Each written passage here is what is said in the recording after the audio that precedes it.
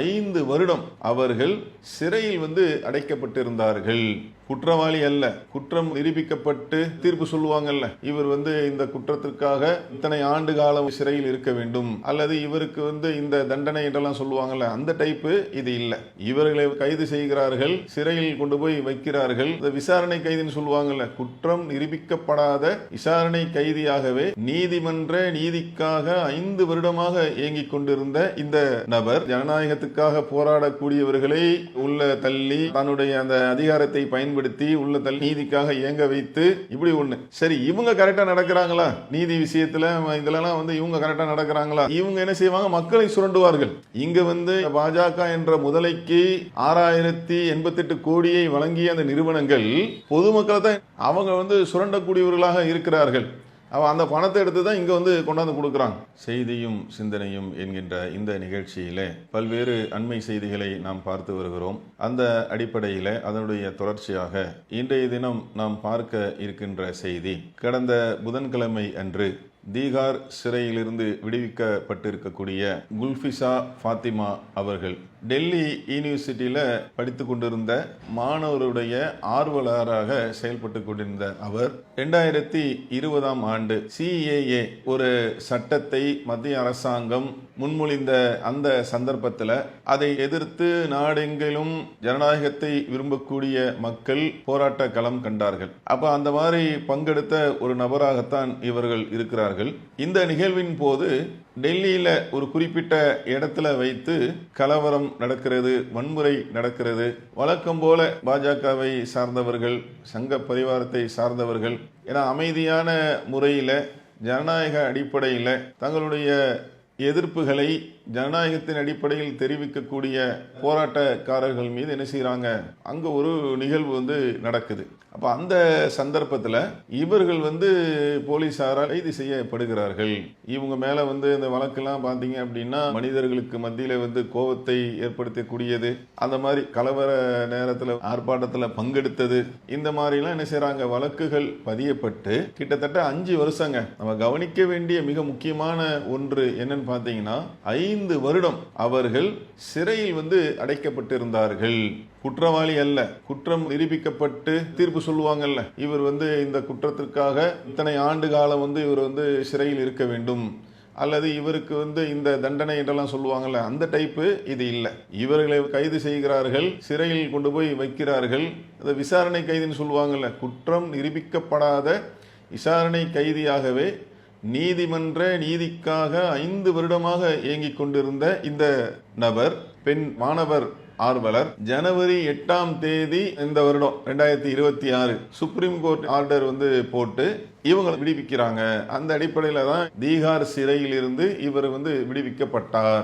அப்ப நம்மளுடைய கேள்விலாம் என்னன்னு பார்த்தீங்கன்னா, அதாவது ஒரு இடத்துல ஒரு பிரச்சனை நடக்கிறது, அப்போ போலீசார் என்ன செய்வாங்க, இவர்கள் குற்றவாளியாக இருக்கலாம், குற்றத்தில் இவர்களுக்கு தொடர்பு இருக்கலாம் என்றெல்லாம் என்ன செய்வாங்க, அவங்க கைது செய்வாங்க. இதெல்லாம் வளமையா உள்ள ஒன்றுதான். ஆனா இவர்கள் குற்றம் இல்லாதனால தானே வெளியில விட்டுருக்கிறாங்க.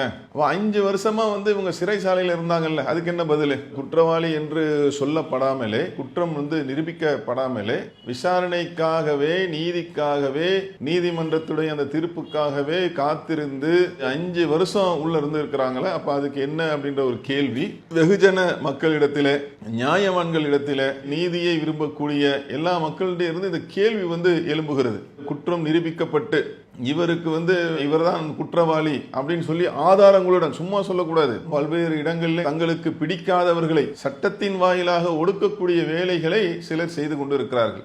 இவர்தான் குற்றத்திற்கு துணை போனார் என்றெல்லாம் சொல்லி இருந்தால் இன்னைக்கு சுப்ரீம் கோர்ட் வெளியில விடுங்க, தீகார் ஜெயிலிருந்து சிறையிலிருந்து வெளியில விடுங்கன்னு சொல்லியிருப்பாங்களா? அப்ப என்ன நடக்குது? மத்திய அரசாங்கத்தில் உள்ளவர்களை, அவர்கள் கொண்டு வரக்கூடிய அந்த சட்டங்களை ஜனநாயக அடிப்படையில் எதிர்த்து களம் நின்றால் கூட அது என்ன செய்யறாங்க, அதாவது ஜனநாயகத்தை ஒடுக்கும் விதமாக, ஜனநாயகத்தின் குறவலையை நசுக்கும் விதமாக இவங்களுடைய அந்த கையில் வைத்திருக்கக்கூடிய, இவர்களுக்கு கீழே இருக்கக்கூடிய அவர்களை பயன்படுத்தி, அதிகாரத்தை பயன்படுத்தி ஜனநாயக அடிப்படையில் போராட்டத்தை முன்னெடுக்கக்கூடிய அந்த அரசியலமைப்பு சட்டத்திலே வழங்கப்பட்ட உரிமை. இந்த நாட்டில் அரசியலமைப்பு சட்டம் என்று இருக்கிறது. அந்த சட்டம் அரசாங்கத்திற்கு அவர்கள் கொண்டு வரக்கூடிய ஒன்று மக்களுக்கு விருப்பமில்லை என்றால் தங்களுடைய அந்த எதிர்ப்பை ஜனநாயக அடிப்படையில் நீங்கள் என்ன செய்யலாம், நீங்கள் வந்து தெரிவிக்கலாம், அவங்களுடைய கவனத்திற்கு கொண்டு செல்லலாம் என்றெல்லாம் உரிமை வழங்கப்பட்டு இருக்கிறது. அப்போ இதில் என்ன கேள்வி அப்படின்னா, இப்படி 5 வருஷம் வந்து வச்சுருந்தீங்கல்ல உள்ளுக்குள்ள, 5 வருஷம் வைத்திருந்து இல்லைன்னா என்ன செய்யணும், உடனடியாக இவங்க வந்து கைது செய்யப்பட்டாங்களா, உடனடியாக இவர்கள் செய்த குற்றம் என்னன்னு பார்த்து ஆதாரங்கள் எல்லாம் தாக்கல் செய்து உடனடியாக என்ன செஞ்சிருக்கணும், தண்டனையை நிறைவேற்றி இருக்கணும். அது மக்கள் வந்து ஏற்றுக்கொள்வார்கள். சரி இவங்க தப்பு செஞ்சுருக்கிறாங்க, அதனால் தண்டனையை வந்து சொல்லிட்டாங்க. ஆனால் அந்த மாதிரி எதுவும் இல்லாமல் இவங்க சிஏஏ என்று சொல்லக்கூடிய அந்த போராட்டத்தில் மத்திய அரசாங்கம் இஸ்லாமிய சமூகத்தை, சிறுபான்மை சமூகத்தை பழி வாங்குவதற்காக, அவர்களை அடக்கி ஆள்வதற்காக கொண்டு வரக்கூடிய அதை எதிர்த்து இவங்க களத்தில் நிற்கும் போது அதை வந்து என்ன செய்கிறாங்க, இவங்க தங்களுடைய அதிகாரத்தை பயன்படுத்தி 5 வருஷங்க சாதாரண ஒன்று இல்லை, 5 வருடம் இவர்கள் சிறையில் வந்து கழித்திருக்கிறார்கள். இதுக்கு என்ன பதில்? இன்னும் பார்த்தீங்கன்னா இது போன்று நாம் வந்து தேடி பார்த்தால் இது போன்று பல்வேறு நபர்கள் குற்றம் நிரூபிக்கப்படாமல், அவர்கள் மீது உள்ள குற்றம் இதுதான் என்று சொல்லப்படாமல் நீதிமன்றத்தின் நீதிக்காக ஏங்கிக் கொண்டு தங்களுடைய வாழ்க்கையை சிறையில் கழித்து கொண்டிருக்கக்கூடிய நபர்கள் இருக்கிறார்கள். அப்போ இந்த ஒன்றை வச்சு நம்ம என்ன கேள்வி எழுப்புகிறோம் என்று சொன்னால், இவங்களுக்கு என்ன செய்யணும், முறையாக இவர்களுக்கு இப்படி வைத்து அலைகழிப்பது என்பது நாட்டுடைய அரசியலமைப்பு சட்டத்திற்கு எதிரானது.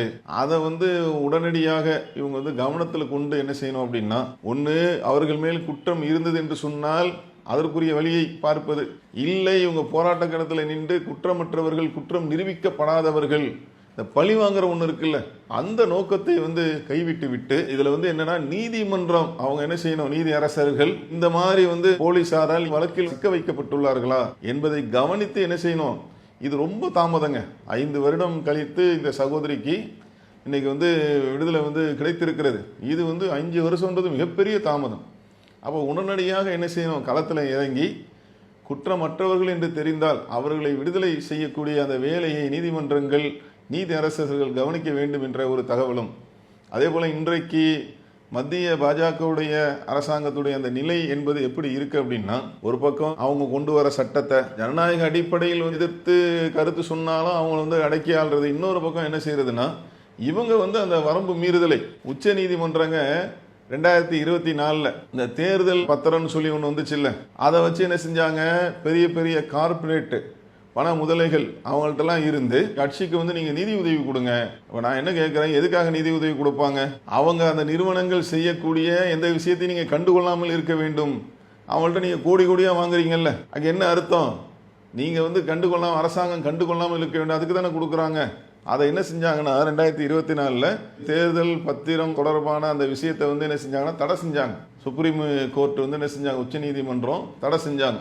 ஆனால் இப்போ என்ன செஞ்சிட்டாங்கன்னா, தடை செஞ்சா வந்து அந்த பண முதலாளிகளுக்கும் பாஜகவும் உள்ள தொடர்பு வந்து நீங்கி விட்டதா அப்படின்னு பார்த்தா வேற வழியில இவங்க ரூட்டே என்னன்னு பார்த்தீங்கன்னா, இந்த குறுக்கு வழி அப்படி சொல்லுவாங்கல்ல, குறுக்கு புத்தி, அந்த மாதிரி டைப்ல என்ன செய்யறாங்கன்னு பார்த்தா, தேர்தல் பத்திரம் கொடுக்கறத வந்து நீங்க வந்து தடை செஞ்சிட்டீங்களா அப்படின்னு சொல்லிட்டு மறுபடி அறக்கட்டளை அப்படின்னு ஒரு பேரை போட்டு இப்போவும் என்ன செய்யறாங்க, பல்வேறு நிறுவனங்களிடம் இருந்து பல கோடிகளை, நீங்க புள்ளி விவரம் பார்த்தீங்க அப்படின்னா 2024 2025 6088 கோடி இவங்க வந்து இந்த மாதிரி அறக்கட்டளை பேர்ல பாஜகவுடைய கஜானாவை இவங்க வந்து நிறைத்திருக்கிறார்கள்.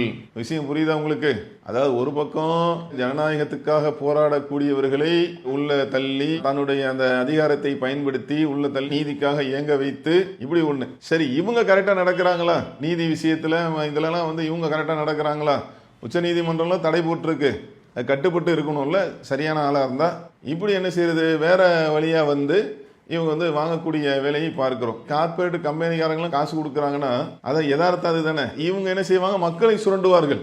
இங்கே வந்து பாஜக என்ற முதலைக்கு 6088 கோடியை வழங்கிய அந்த நிறுவனங்கள் பொதுமக்களை தான் அவங்க வந்து சுரண்டக்கூடியவர்களாக இருக்கிறார்கள். அந்த பணத்தை எடுத்து தான் இங்கே வந்து கொண்டாந்து கொடுக்குறாங்க. இப்படி இருக்கிறது இவர்களுடைய நிலைமை. அப்போ ஒட்டுமொத்தமாக இந்த நாடு நலம் பெற வேண்டும் என்று சொன்னால், நல்ல விதமாக இங்க இருக்கக்கூடிய மக்கள் நிம்மதியாக தங்களுடைய வாழ்க்கையை அமைத்துக் கொள்ள வேண்டும் என்று சொன்னால், நம்ம நாட்டில் இருக்கக்கூடிய ஒவ்வொரு மனிதனுடைய கடைசி நம்பிக்கை என்று சொல்வது நீதிமன்றங்கள். அவங்க கொஞ்சம் என்ன செய்யணும்னா வந்து நம்ம ஒரு கோரிக்கையாக சொல்கிறோம், இதை கவனித்து இப்படி செல்வது ஒரு உத்தரவு போட்ட பிறகும் இவங்க வேற வழியா இந்த மாதிரி வசூல் செய்வது, இதை கட்டுப்படுத்தும் விதமாகவும், அதே போல இந்த மாதிரி செய்யாத குற்றத்திற்காக பல ஆண்டுகள் இந்த மாதிரி சிறையில் தண்டனை அனுபவிக்கக்கூடிய அவங்கள விடுவிக்கக்கூடியவர்களாக கவனித்து பார்த்து சரியாக இருக்கும் பட்சத்தில், அவர்கள் குற்றமற்றவர்கள் என்று தெரியும் பட்சத்தில் அவர்களை விடுவிக்கும் வேலைகளை செய்ய வேண்டும் என்பதை சொல்லி இந்த நிகழ்ச்சியை நிறைவு செய்கிறோம். அஸ்ஸலாமு அலைக்கும் வரஹ்மத்துல்லாஹி வபரகாத்துஹு. அல்லாஹு அக்பர், அல்லாஹு அக்பர்.